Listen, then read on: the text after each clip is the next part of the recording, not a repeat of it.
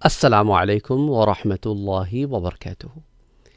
We've been talking about the pre-Islamic Arabia. In the last two lectures, we talked about how Romans decided or tried to take over Yemen and remain very unsuccessful. And that question came from you guys, and then there were some doubts about it, so we spent another lecture explaining those doubts. So let's go back to pre-Islamic Arabia and the relationships between the people of Arabia and India. When we say India, that is inclusive of South India and Sri Lanka and things of that nature.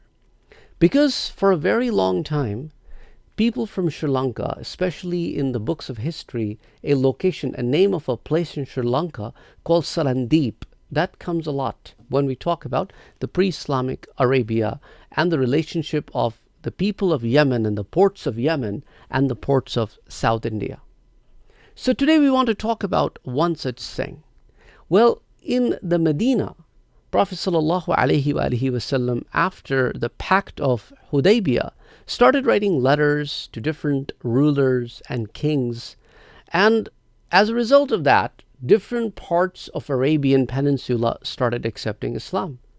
So we learn that people of Bahrain, people of Oman, people of Yemen, and other parts where the coastal line of either be the Persian Gulf or Arabian Sea or Red Sea, different communities started accepting Islam. Whatever their religion was, they started accepting Islam, or they started living under the Islamic rule as a non-Muslim, and they paid the jizya tax.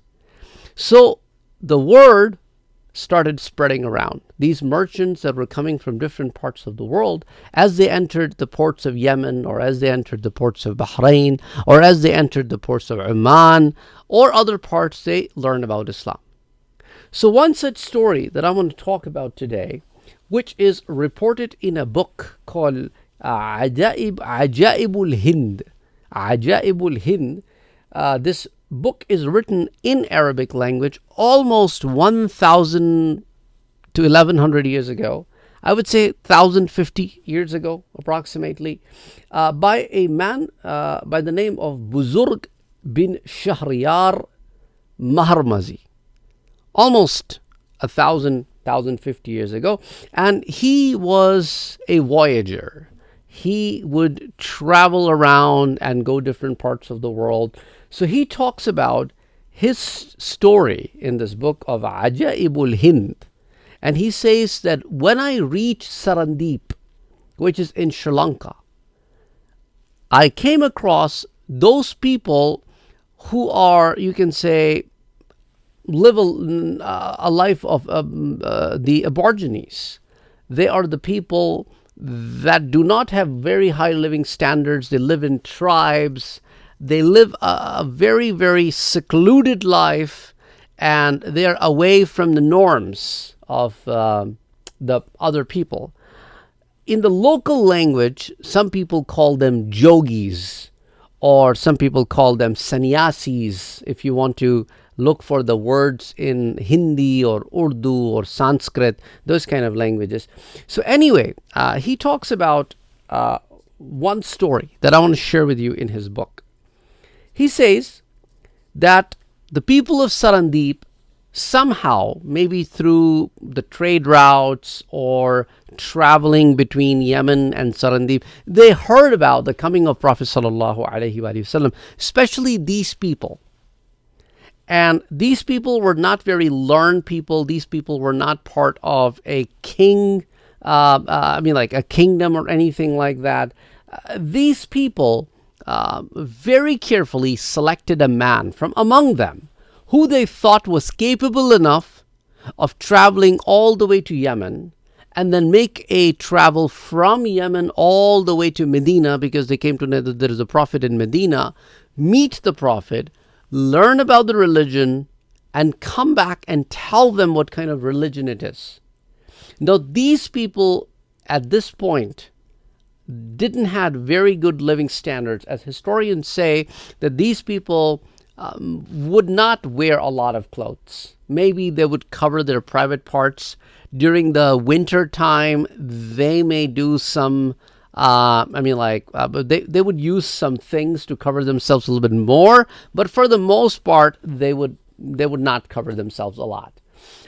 Anyway, living a very, very simple life and away from the worldly affairs. And I'll tell you, historians think that these people are from which tribe of Sarandip. We'll talk about that in just a minute. But however, let's get to the account of Buzurg bin Shahriyar. He says that people of Sarandip, these particular people, they picked one of the wise men from among them and they send him towards Medina. And of course, because he had never traveled on this route before, he managed to reach Yemen. And from Yemen, he managed to reach Medina. But this whole journey took him years, not weeks or months, years. Whatever was the reason, he probably didn't have enough means to go from place to place, so he might have stayed in some place, would have earned enough living or enough money to be able to go to the next spot, whatever was the case. And he was not alone, he and his servant. He was from Sarandip and his servant was from other parts of Hind. However, his servant did understand the language because he was his servant, but he was not from among these people. So both of these people started traveling. So somehow they reached Medina. But when they reached Medina, Prophet ﷺ had already passed away. Even Abu Bakr radiallahu anhu had also passed away. This was the time of Umar radiallahu anhu. So they came, they met Umar radiallahu anhu. Umar radiallahu anhu welcomed them. They had long conversations. They learned about Islam. They gained knowledge about Islam. And after getting whatever questions they had, after getting the answers of those, they decided to return back through the Yemen and then going back to where they came from. However, the main representative who came from the Sarandip, he died on his way back. Some historians say that he died in Makran, which is in a province of Pakistan, modern-day Pakistan, called Balochistan. In the south of Balochistan, there's a region of Makran. So he died probably on a port of Makran or something like that, but he passed away in Makran, and his servant was able to come back to Sarandip. So when his servant came back to Sarandip, the servant told the people that the master has died. Master had a detailed conversation of the current ruler. That prophet that you send me and send us to inquire about has already passed away. Even his successor king has already passed away. This is another king who is in place, and this is also a companion of the prophet. We gain some knowledge about this prophet from the companion, but again, this is a servant. Servant probably did not understand the information to an extent where the master did. So historians believe if master would have returned back, then he probably would have spread Islam and these people would have become Muslim. But upon hearing about the prophet and his lifestyle, and then the servant said, this ruler of Muslims, he rules the entire Arabia, he rules parts of Persian Empire, he rules this region and that region. He just said the whole description and said, despite all of that, this person, Omar, is so simple that he doesn't need any guards to guard him. He sleeps in the masjid. He wears very simple clothing. He just started talking about Umar radiallahu anhu in very, honorable way. And he started explaining this companion. And these people being simple, to them, this lifestyle attracted. Even though there is no evidence of them accepting Islam, but in the coming times, even at the time when Buzurg bin Shahriyar reached them, even at that time, they used to respect Muslims. Now, this is 400 years after the passing of the Prophet ﷺ, so it became a tradition among these people that if they come to know that this person is a Muslim, they respected Muslims a lot. So the people of the people of the Sarandip, as he writes, used to respect Muslims a lot because Umar radiallahu anhu gave a good protocol to their representative, and his lifestyle was extremely simple.